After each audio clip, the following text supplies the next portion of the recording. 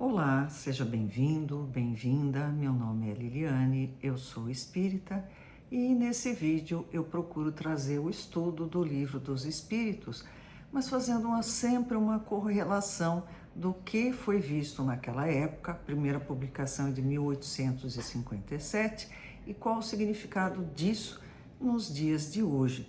Eu estou na introdução, o item 14. Algumas pessoas disseram assim, naquela época, na França, né? Poxa, onde já se viu? Espíritos tidos como elevados cometem erros de ortografia. Por que ortografia? Porque naquela época a comunicação era por escrito. Kardec reuniu todas as respostas trazidas pelos espíritos através de diversos médiuns, comunicação escrita. Aí as pessoas diziam, nossa, veja só, como é que pode? Ele é tão evoluído, ele não sabe a gramática francesa? Bom, nos dias de hoje é como a gente dizer assim, olha, esse espírito que se diz evoluído cometeu um erro na fala, né? Ele trocou pronome, ele não respeitou as regras, né, da língua portuguesa. A gente precisa entender um pouco melhor o que isso significa. Em primeiro lugar, a gente precisa saber que os espíritos se comunicam principalmente por pensamento. O pensamento é o conteúdo. A linguagem é uma roupa que a gente coloca nesse pensamento. É como eu, meu corpo físico aqui está aqui. Se eu trocar de roupa, puser uma roupa mais bonita ou mais feia, eu continuo sendo a mesma pessoa. A roupa não diz quem eu sou, apesar de ter gente que pensa assim, né? E aí ele diz assim, olha, a linguagem deles é a linguagem do pensamento, eles não se preocupam com o invólucro, o que está em volta. Espírito não pensa em francês, inglês, português, italiano, não, é o pensamento. E aí eles revestem o pensamento com uma linguagem adequada para se expressarem. Portanto, vocês não fiquem preocupados se ouvirem um espírito com a linguagem que ele traz. É um espírito evoluído? Veja a mensagem, analise a mensagem dele. Ok, é uma mensagem bacana, tem fundamentação, nos toca o coração. Tem um errinho ou outro de português? Sem problema, continua sendo uma boa mensagem. É como nós desqualificarmos na nossa irmã Umbanda os espíritos de pretos velhos, porque eles falam intencionalmente, não se iludam, uma linguagem simples. Parece até primitiva, mas analisa o conteúdo e você vai ver a profundidade daquilo, a sabedoria. Eles trazem essa linguagem como um sinal de humildade, é como se fosse um agradecimento a uma existência que através da escravidão eles puderam aprender humildade, amor a Jesus, amor ao semelhante. Não se enganem, não vão julgar o livro pela capa que vocês vão cair do cavalo. Abram os olhos para terem olhos de ver e ouvidos de ouvir. Vamos ler aqui então o item 14 do Livro dos Espíritos. Passaríamos de leve sobre a objeção de alguns céticos a propósito das falhas ortográficas cometidas por certos espíritos se ela não desse margem a uma observação essencial. Kardec não é bobo. Ele fala assim, isso aí parece besteira, mas ele vê uma oportunidade de esclarecer sobre, principalmente, a linguagem dos espíritos. A ortografia deles, cumpre dizê-lo, nem sempre é impecável. A minha também não, tudo bem.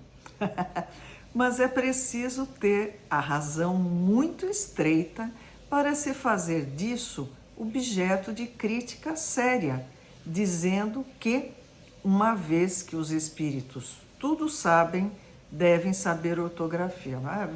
Virgem Mãe Santíssima, né? Eu achar que o espírito ele vai ser qualificar um espírito evoluído ou não, bom ou não, se a letra dele é bonita, se a ortografia é bacana, se a maneira dele se expressar é legal. Analisa a mensagem. Poderíamos opor-lhes inúmeros pecados desse gênero cometidos por mais de um sábio da terra, o que em nada lhes diminui o mérito. Um exemplo que está me passando pela cabeça é Cazuza, um compositor, um poeta reconhecido em todo o Brasil, que cometia erros pueris de ortografia, porque ele não estava preocupado em escrever bonitinho. A mensagem que ele tinha para passar, essa sim era importante. Não estamos qualificando as letras de boas ou ruins, estou reconhecendo a qualidade de poeta, que não sou eu que reconheço, é o Brasil. Entretanto, há neste fato uma questão mais grave. Para os espíritos, principalmente para os espíritos superiores, a ideia é tudo, a forma nada é. Libertos da matéria, sua linguagem é rápida como o pensamento, pois que são os próprios pensamentos que se comunicam sem intermediário. Sabe que às vezes vem uma enxurrada de ideias na nossa cabeça e a gente até se atrapalha para falar de tão rápido que aquele vem. Por quê? Porque o pensamento é muito mais rápido do que a fala. Então esses espíritos estão acostumados a se comunicarem pelo pensamento. Eles não conseguem, têm dificuldade, né? Eles conseguem, mas com dificuldade traduzir para uma linguagem humana, que é limitada, é ridícula. Você tem uma palavra com 10 significados diferentes. Se vocês não viram, deem uma olhada, né, na introdução. O significado da palavra alma varia ao infinito, tá?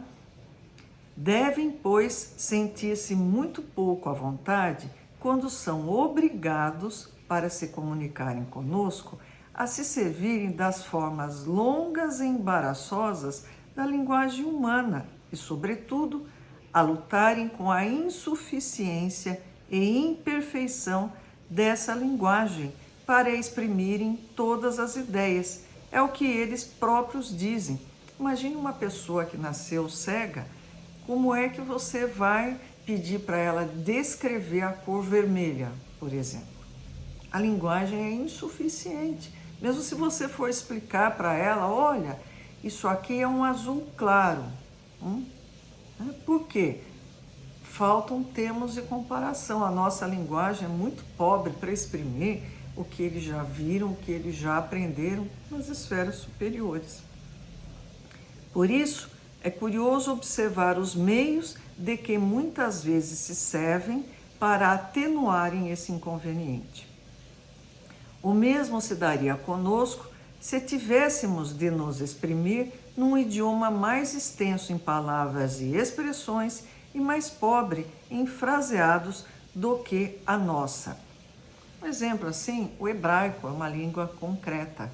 Imagine você tentar traduzir, que o Antigo Testamento, é claro, foi escrito em hebraico, alguns trechos em aramaico, você traduzir o pensamento de um povo que viveu há 3.500 anos, utilizando uma linguagem concreta, que é a deles, para a linguagem de hoje.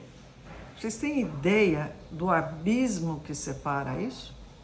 Novo Testamento, escrito em grego, aí é uma linguagem mais semelhante à nossa, cheio de imagens, no mundo das ideias.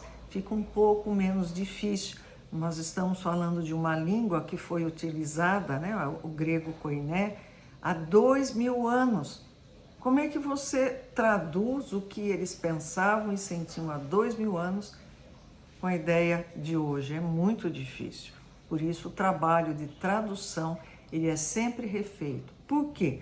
Porque o que foi dito naquela época muda, né, há 3.500 anos, há 2.000 anos, não. Porque o nosso entendimento se modifica e, reconhecendo isso, são lançadas novas traduções para trazer aquelas ideias para o que significa hoje.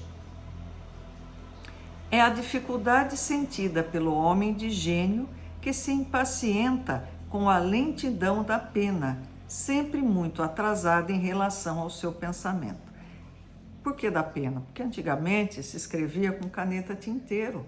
Era uma pena de metal, muitas vezes acoplada a uma pena de árvore, de ave. Por isso, pena. Molhava na tinta e escrevia.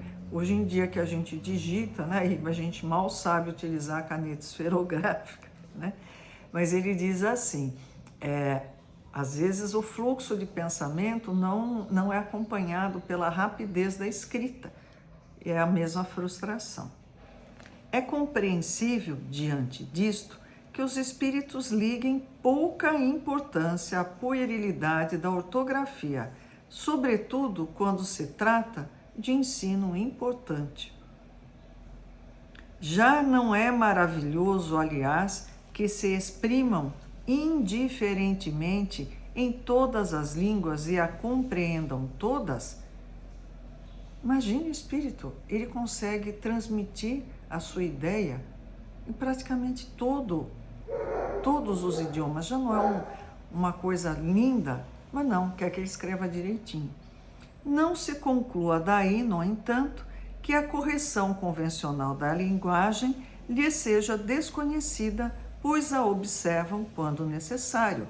É assim, por exemplo, que a poesia por eles ditada desafiaria quase sempre a crítica do mais meticuloso purista, e isso a despeito da ignorância do médium. Quem tem alguma dúvida sobre isso, pega o primeiro livro psicografado por Chico Xavier, que se chama Parnaso de Além-Túmulo. Inicialmente eram algumas poesias, depois isso foi ampliado bastante, onde ele capta poesias ditadas por espíritos que foram médiuns enquanto encarnados. Vocês vão ver que obra maravilhosa. Se você gosta de poesia, não perca essa oportunidade. Parnaso de Além-Túmulo. Até o próximo vídeo.